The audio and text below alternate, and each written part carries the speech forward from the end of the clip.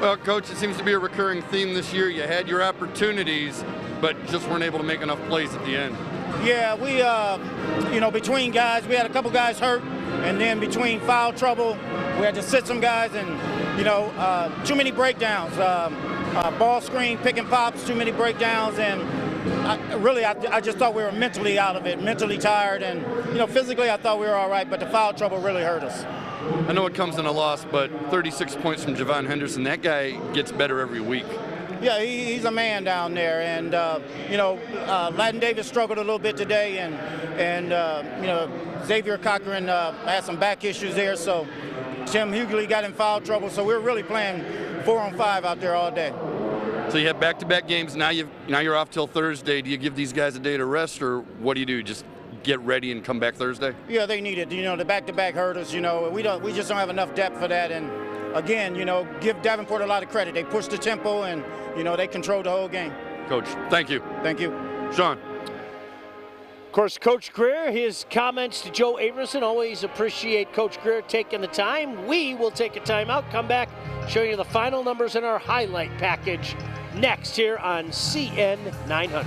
Back, Warrior fans, wish we had better news for you, but Davenport comes in here.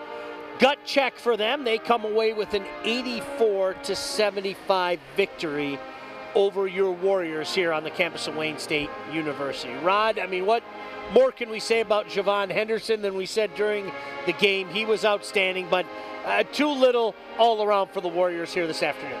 Yeah, they needed a third offensive spark. We saw what Henderson was able to do in Owens White. They just didn't get that other guy to give them 15, 17 points and take a little bit of that offensive pressure off. Now, before we get out of here, of course, we would be remiss if we didn't show you our highlight package in this one. Certainly, there were some grade A highlights, so let's get to it now. Davenport just couldn't get a lot going from outside, but defensively, Wayne State was up to the task. You see the block from Henderson, and he breaks down the court, and he gets that reverse to go. We mentioned he had 36. He had 9 boards and 4 blocks to go along with it. 14 of 18 from the field, and they were just there. Timothy Hughley, nice putback there, his only bucket of the game. And then the drive and the finish here by Kareem Murray. But Wayne State just couldn't get that consistency from that third player, and that was the difference here. Kick over to Owens White. That corner three, he was 3 of 5 from beyond the arc.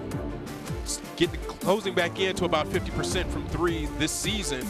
But this is where I think the game started to break open, where Robbie Bramhill started to hit those threes. He had 5 tonight, and that changed the tenor of the game because it made Wayne State have to extend out and to guard him there. Chris Rollins had 12 points, and he got that 3 to go, 5 assists to go along with it. We move ahead to the second half, and the back and forth started to, sway in Davenport's way a little bit. Yeah, after a 2-point lead at halftime, Bramhill got going again, and they're a 40% shooting team beyond the three-point arc, and that makes them very versatile, very hard to guard. But Henderson just ignited in that second half, and it seemed like every time down, he was the right choice on offense to try to get the ball to him. Just an outstanding night, as we mentioned, 36 points, and there's a monster finish right there. Yeah, and he had a couple of dunks tonight, but just they got into crunch time, and they couldn't get a basket and couldn't get a stop when they needed to.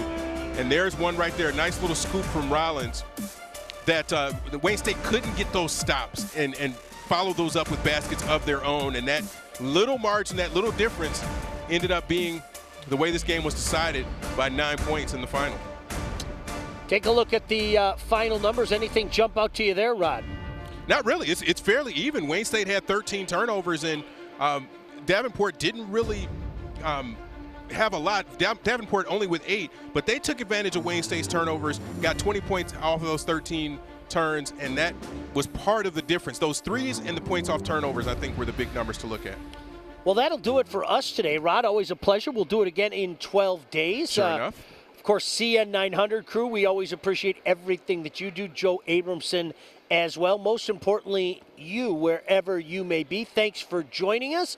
We look forward to chatting with you in 12 days as the Warriors are back in action. Another doubleheader on Thursday, February 14th, and we'll have it for you right here on CN 900. For everybody involved, my name is Sean Belegian saying Goodbye for now from the campus of Wayne State University.